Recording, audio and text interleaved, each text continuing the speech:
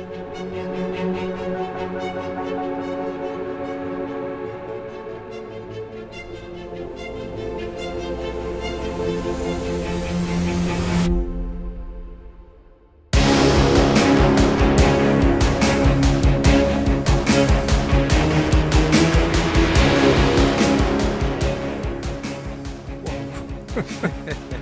you see it all right? I can't really see.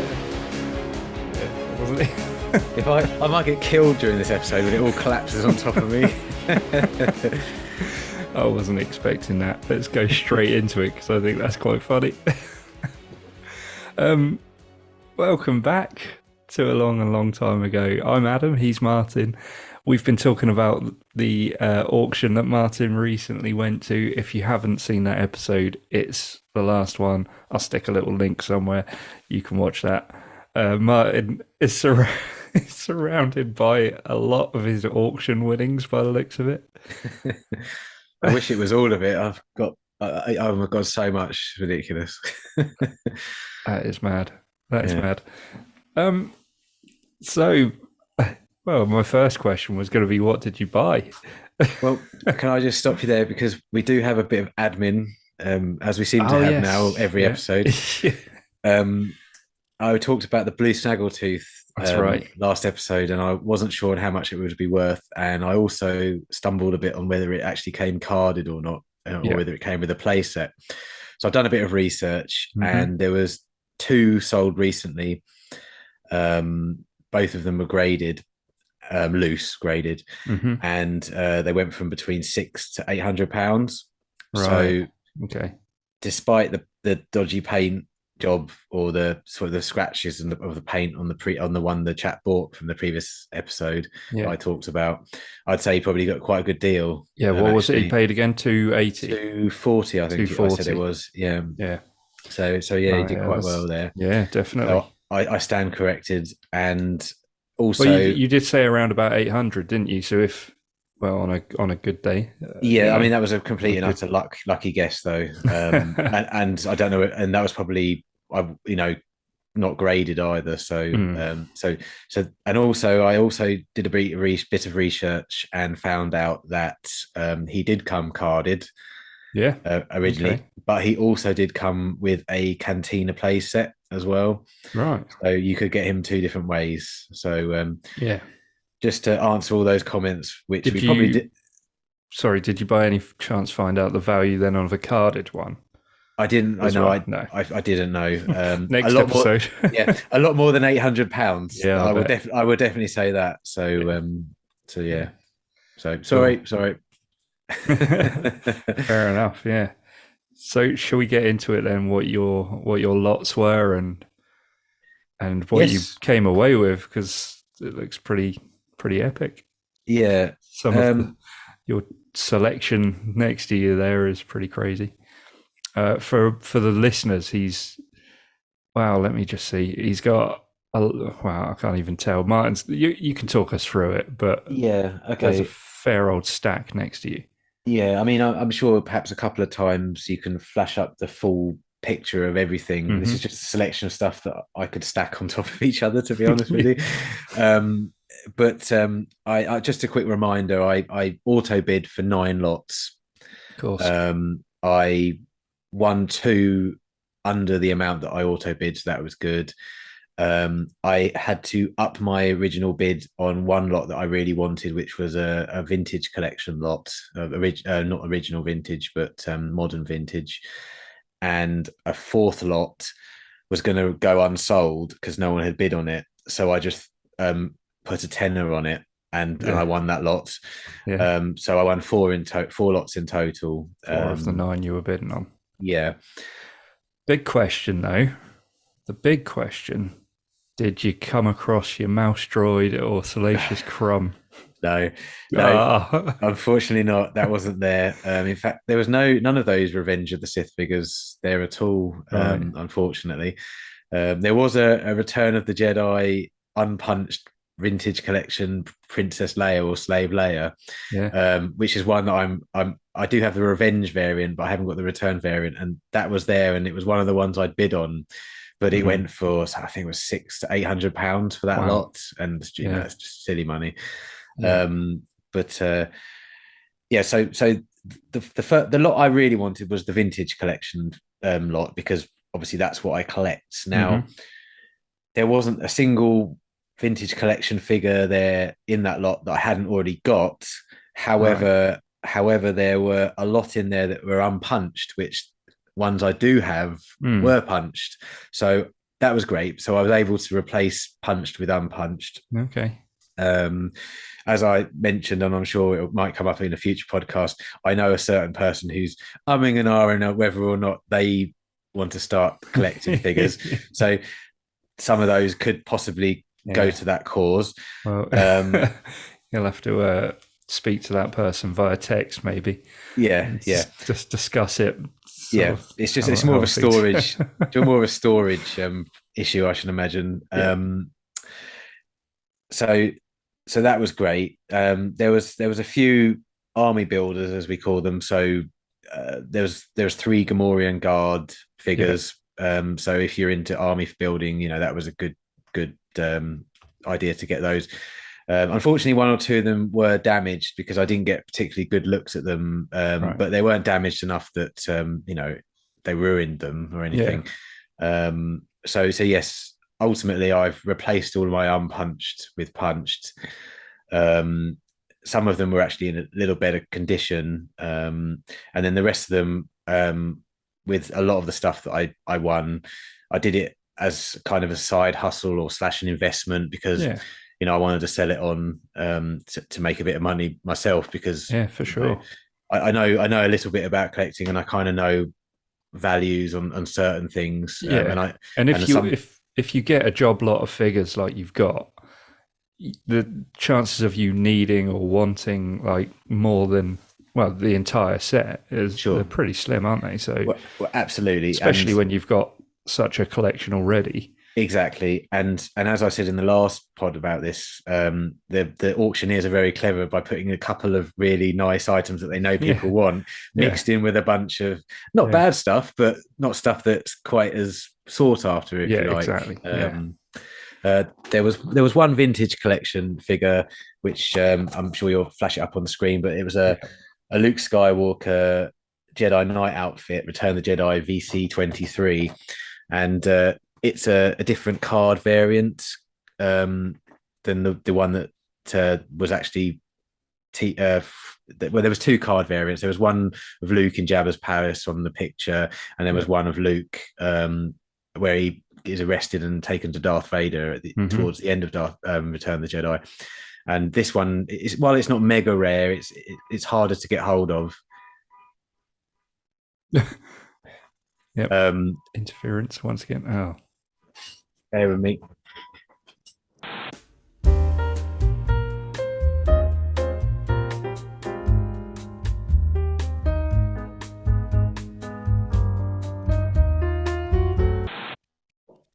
Right. Welcome back. Sorry about that. There was a little interference there, but we're back. You were talking about the Luke Luke Skywalker. Skywalker Revenge, Return of the Jedi figure. Yeah. So Right. so that Okay. that that that, that variant is slightly rarer. So that was nice to get hold of, and I managed to get an unpunched one. So Ah, that's brilliant. great. Um, so yeah, that was the main lot of figures that I wanted. And then, as you can see from behind, this is just a selection of certain things, and there's a couple of great ones in there that I like. They're not worth anything, but I Hmm. really like them. There's a couple of slave ones, from We the don't call it that anymore, do we? Apparently. well, I do. Power of Force line, and the Shadows of the Empire, which was a computer game they brought out. Okay. Um, Yeah. so they basically just released the same vehicle, So, but with a different box. in relation to like vintage collection figures, then do these hold any sort of value like they do, or What not really? No, because they're I not mean, vintage collection, but no. These are okay. I'm gonna it's still a collection, if you like, isn't it? It's yes, something yeah. you can collect. Every few years, Hasbro would bring out a different line. So Hmm. there was the Power of the Force line, the Power of Hmm. the Jedi line, the Saga collection. we're on the vintage collection now, and then there's the black series, which is out at the moment, which is some 6-inch figures. Right. So these are all different lines, and they're all sort of mixed together. Um, so there's a couple that I really like that I'm going to keep because I think they look cool, not because for any other reason. That there's Yeah. the Tatooine skiff, which I really really like. I think it looks excellent. It's got the little what's the thing he jumps off? They tried to push him off in Return of the Jedi. The sort of the plank, Yeah. Walking the planet. Yeah. Yeah. walking the plank. And it looks really detailed. It's really cool. So that's awesome, and that's just for me. I really like that. And there was a lot of stuff like that in this that I really liked. In this, in all 4 lots. Yeah. Yeah. Are you gonna put that in the room somewhere on display, Yeah. or is that gonna? Are you gonna have to get a second Star Wars room? Well, I've got space to that side of me where Yeah. the autographs are, so I could always add another shelving unit in there Yeah. for other stuff, and then perhaps hang the autographs on the wall by the door, which is just here. So there's options. There's There's options, but options. there will be a point though where I'm getting to the point where in my old house, my Star Wars room was so epic that when we moved to a smaller house, I Yeah. had to get rid of most of it. Yeah. And I'm starting to build it up against too much now. So, as I say, Yeah. but then I don't intend to keep all of this. So some Of of it I course. will sell on. Yeah. So you have got some that you're particularly fond of, then, like you say, the skiff. Yes, there was this figure here, which is a character called Infant Mon, who is a Okay. denizen of Jabba's palace. Um, Again, I've never had this figure before. Um, What he's in collection's fact, that a part of? well, it's from the cards they used for when Episode 2 came out, and I'm not 100% sure the name of this line, but it's on an Episode 2 card, prequel Episode 2. But this character, he's in the background of Jabba's palace for probably all of, just like Yak Face, all Yeah. of 20 minute, seconds. Yeah. 30 seconds, 20 seconds. But it's a great character. It's a great looking alien. And I have to say, the sculpts and the detail on this figure is absolutely incredible. I love this. This is absolutely brilliant. Again, it's for no other reason than I just like it. I think it looks cool. And it instantly says Star Wars and Return of the Jedi to me, and reminds me of my childhood. So this is a nostalgia figure for me as well. So I'll definitely be keeping hold of that one. I really, really, really like that one. Nice. What else did I get? I haven't got them here on hand because, well, I just haven't got any room. I bought some Airfix snap kits and models. Cool. Yeah. And they are vintage. They're from 1980. And Are they built or unbuilt? All still in their original packaging. And right. do you know how models they sort of come attached to plastic, and you sort of have to twist them off? They're all still attached. Wow. Great model kits. I've got the shuttle Tidarian from Return of the Jedi. The 3-pronged Imperial shuttle. Yeah. And that's pretty huge when it's built by the looks of things. Are you going to build them? I don't know.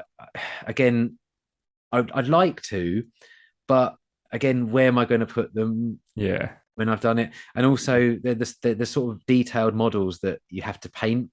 Yeah. You don't have to, but to make them look really good, you should paint them. And again, I don't have the time, don't have the inclination, if I'm honest.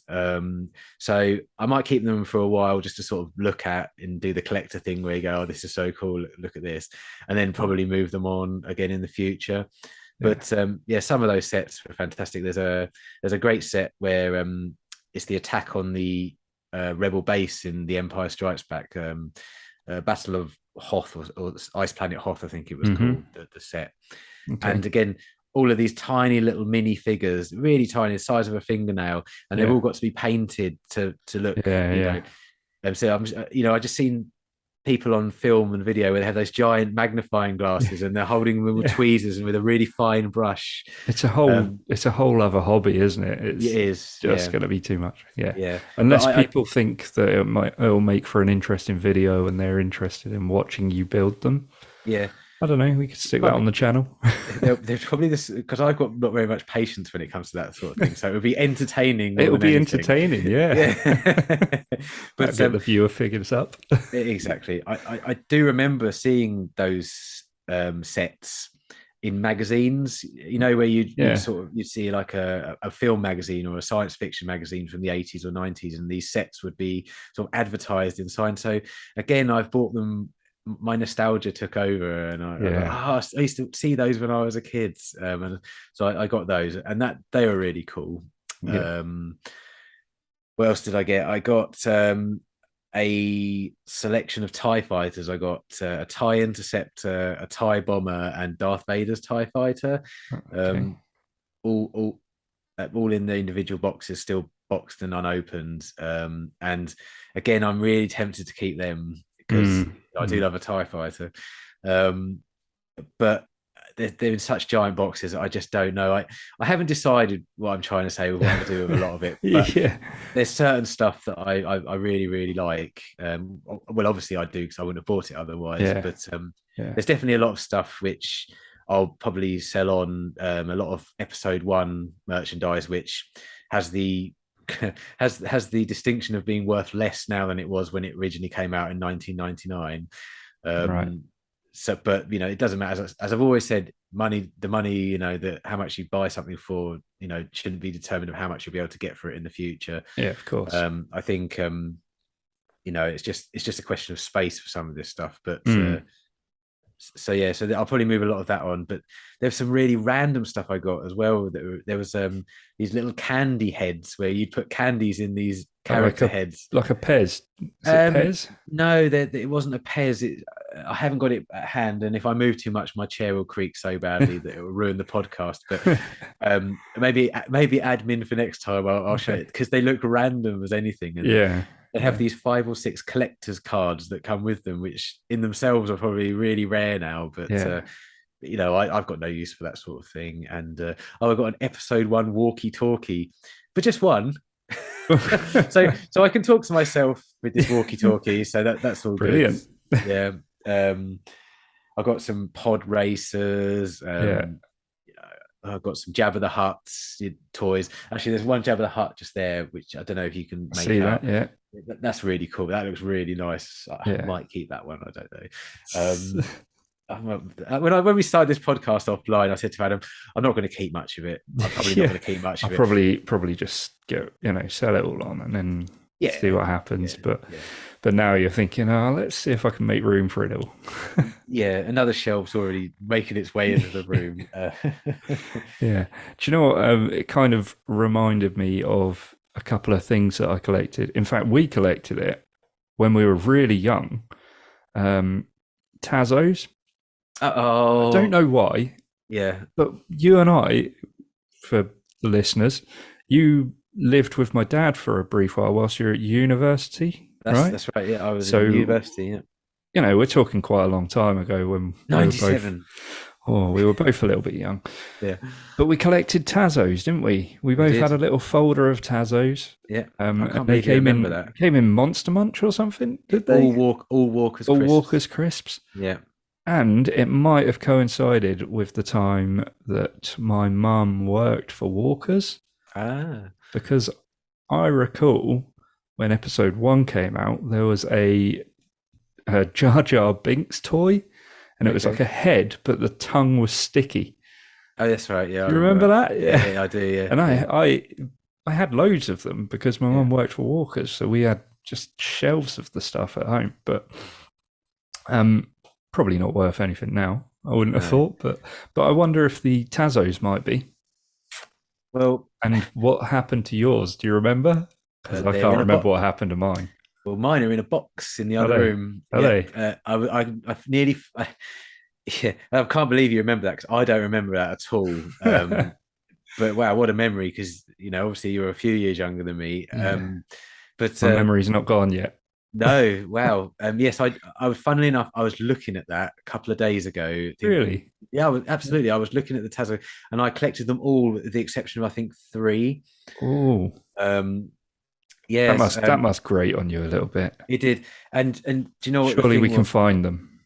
We can find them. Yeah, they'll Let's be on make that a eBay, won't mission. they? Yeah, Yeah, we'll well, make that a yes, mission. yes, the Tajo collection.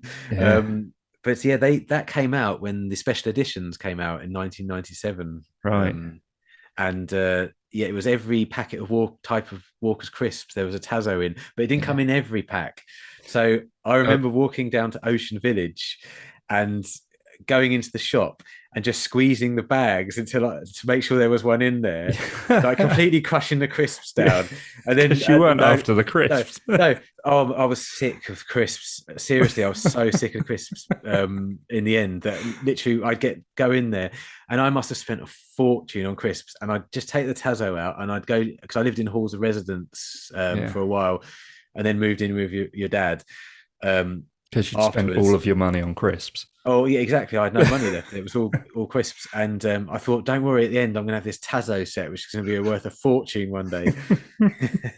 It'll But I be never interesting. completed it. Maybe we should look up how much Yeah, that's worth these days. yeah. No, Probably I next to haven't. nothing. Yeah, probably nothing. No. Yeah, But yeah, wow, what a great memory. yeah, Yes, we'll have to dig that out for another podcast at some point. definitely. Yeah. Yeah, Oh, that'd yeah, be good to collect that one again. yeah, yeah. Yeah. Uh, Way off. yeah, yeah, they were. My other question then, what was your £10 buy that your impulse buy that no one else bid on? Well, just I won't say how much everything cost, but it was I forget what it's called. It's called a starting bid, isn't it? When they start the Mm, bidding, and they never mm. start at zero. They always start. So it wasn't just £10. It was a starting bid of £100, and Oh, okay. no one was bidding for it. So he was going to put the hammer down as unsold. So I put an extra tenner in to make it 110 because for Right. some reason they weren't reducing the money if they weren't Mm. Yeah, being that's bid a bit on. annoying. Yeah, so yeah, it went. So I bought it for 110, and that was all of the old models, the Artifix models that I was Oh, talking about okay. earlier, All right. from the 80s. So ironically, the oldest stuff that I picked up Was the um, cheapest. was the cheapest and probably probably the most valuable looking on Oh, wow. eBay. Really? Yeah, yeah. I mean, Yeah. the Shuttle Tiderian, I saw one that sold for £175 a couple of weeks ago, Blimey. and that's just one of them. Yeah. So yeah, so it was just luck Amazing. really, and it was nostalgia that made me buy it. It was nothing to do with the fact that it was worth. I thought it was worth Yeah. anything. Yeah. So there you go. Yeah. Um, so, right, how much do you reckon the guy himself made the job lot of Star Wars stuff? Do you reckon he's done all right? I think he's probably done all right, but Because you said, didn't you? Well, in offline, you said that some things went for a lot less than you expected, and some things went for a lot more. So, yeah, there was certain things that well, the yak face that we mentioned, I thought went for a lot lower than it probably should have done. yeah, Um, they had individual lots of all the last 17 Kenner figures, and they sold them individually, and they all went for really high prices. And then Yak Face didn't, so I yeah, was really surprised about that, especially how rare it is. There was more modern things that, you know, I suppose it depends. I mean, I think £150 is a lot of money, so you could argue that yes, that is a lot of money, but yeah. for the amount of stuff you were getting in some of these lots, I thought, wow, if you were just doing this for making money, it would be worth buying that just to as soon as you get it home, get it on eBay. Yeah. And that's what I meant by I thought it was a lot less than I thought it was Oh, worth. yeah, yeah, But then there was some things that were just, people were just bidding to the point where the auctioneer couldn't keep up with the online bids because they were just going so quickly. yeah.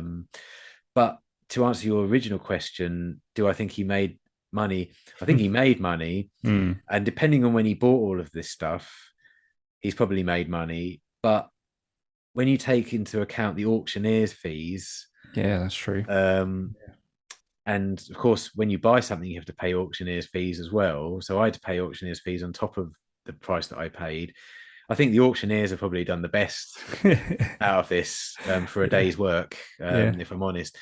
Well, they But I got it, think, haven't they? I suppose. oh, absolutely, Yeah. but I think that's a lesson in collecting in itself. The guy obviously had his reasons to sell it, and who am I to judge what those reasons are? Me, it might have been he needed the Absolutely. money. Yeah. But I'm sure and I'm certain, looking at the collection he had, he didn't start collecting because he was thinking in the future I'm going to be rich if I Yeah. sell all this stuff.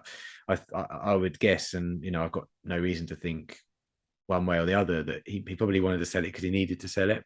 Mm.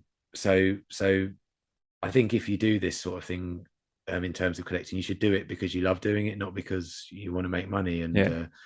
it's only the auctioneers that make the money in the end of the That's day. it. Yeah. We've talked about it as like it's the thrill of the chase, isn't it? It's the Oh, finding absolutely. everything more Yeah. than anything. Yeah, and that's the thing about the auction. The last thing I'll mention about it in general, if no one's ever done one before, is even on things you're not bidding on, it's just so addictive. Just sitting there, Yeah. you can't take your eyes away from Yeah. it. I Well, mean, you my wife. certainly couldn't. You were there for how No, long? yeah, I was probably there for 10, 10 2 hours. till 1. Well, yeah, You the watched all the non-Star Wars previous stuff. stuff Yeah, as well. yeah, yeah. I know a lot about antique tables now. Yeah.